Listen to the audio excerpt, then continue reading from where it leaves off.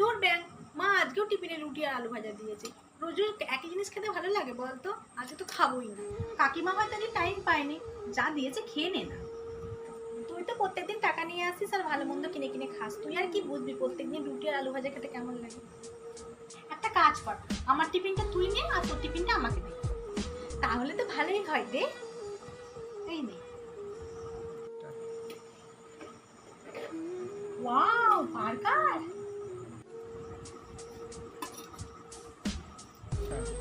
বাবা, তোর রুটি আর আলু ভাজা খেতে এত ভালো লাগে? তাহলে একটা কাজ করবি, কাল থেকে তোর টিফিনটা আমি খাবো, আমার টিফিনটা তুই খাস, ঠিক আছে? তোর টিফিনে না মায়ের ছোঁয়া আছে রে।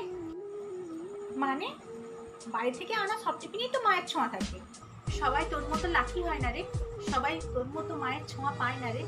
কি সব বলছিস, আমার তো কিছু মাথায় ঢুকছেই না। আমি কোনোদিনও আমার মাকে দেখিনি, জন্মাবার পরই আমার মা মারা যায়। সরি রে, আমি জানতাম না। মাকে অবহেলা করিস না, মা হচ্ছে ভগবানের দেয়া সেরা জিনিস, যেটা সবার ভাগ্যে থাকে না।